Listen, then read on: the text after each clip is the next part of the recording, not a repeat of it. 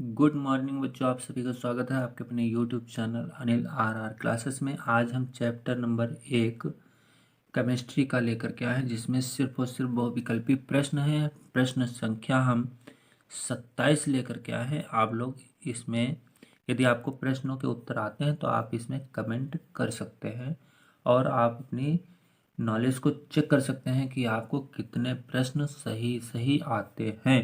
और last video के last में आपको कमेंट करके ये भी लिखना है कि कितने आपको प्रश्न सही आ रहे थे। ठीक है, तो चलिए शुरू करते हैं आज की वीडियो। प्रश्न कह रहा है, निम्नलिखित में से कौन सा कथन सत्य है? ठोस में अंतराण्विक अवकाश द्रव एवं गैस की अपेक्षा अधिक होता है। ठीक है, द्रव में ठोस की अपेक्षा अंतराण्विक अवकाश कम होता है।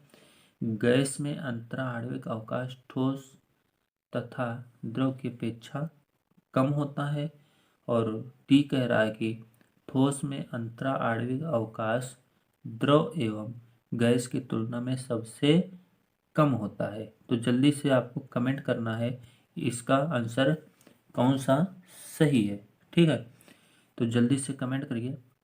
तो इसका ऑप्शन नंबर डी सही है, यानी कि ठोस में अंतराण्विक अवकाश द्रव एवं गैस की तुलना में सबसे कम होता है। ठीक है, अब एक चीज समझ लीजिए, अंतराण्विक अवकाश क्या होता है? अंतराण्विक अवकाश मतलब रिक्त स्थान।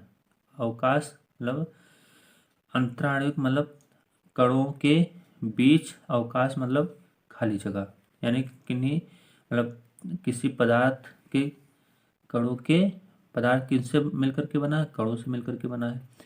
उन कणों के बीच यानी कि कहते हैं अंतराण्विक अवकाश मतलब उनके बीच खाली जगह। ठीक है, तो ये आपका क्या हो गया? पदार्थ हो गया, इनके बीच रिक्त स्थान पूछा गया है। जो है ना सबसे कम होता है किसके बीच? ठोसों में। तो ऑप्शन नंबर इसका डी सही होगा। क्लियर है? चलिए आगे चलते हैं। किसी गैस के अणुओं की औसत गतिज ऊर्जा होती है इसी पदार्थ के द्रव के अणुओं से कम, इसी पदार्थ के ठोस के अणुओं से कम, इसी पदार्थ के द्रव के अणुओं से अधिक, इसी पदार्थ के द्रव के अणुओं के बराबर। तो इसका ऑप्शन नंबर कौन सा सही है? जल्दी से कमेंट करिए। तो औसत गतिज ऊर्जा जो है ना इसी पदार्थ के द्रव के अणुओं से अधिक होती है। ऑप्शन नंबर सी सही है। ऑप्शन नंबर सी क्या है? सही है। ठीक है, किसी गैस के अणुओं की औसत गतिज ऊर्जा इसी पदार्थ के द्रव के अणुओं से अधिक होती है। आगे चलते हैं। द्रव को गर्म करने पर उसके कण पास पास आ जाते हैं, दूर दूर हो जाते हैं, कुछ पास और कुछ दूर हो जाते हैं, रहते ही नहीं हैं। तो जल्दी से आपको कमेंट करेंगे। तो इसका ऑप्शन नंबर कौन सा सही है? बोलिए बच्चों। इसका ऑप्शन नंबर बी सही है, दूर दूर हो जाते हैं, तभी तो वो मोशन करते हैं, मतलब गति करने लगते हैं। चलिए आगे चलते हैं। अगला प्रश्न कह रहा है कि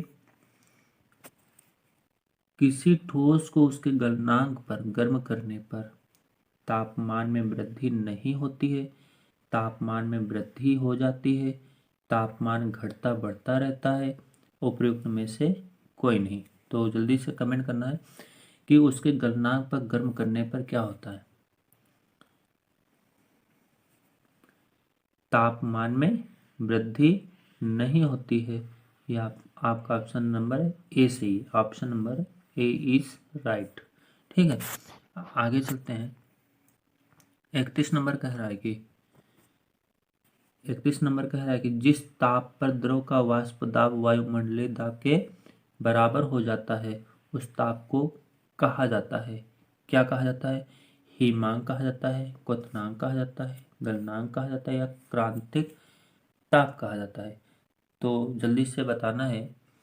जिस ताप पर द्रव का वाष्प दाब वायुमंडलीय दाब के बराबर हो जाता है वह ताप क्वथनांक कहलाता है। क्या कहलाता है? क्वथनांक।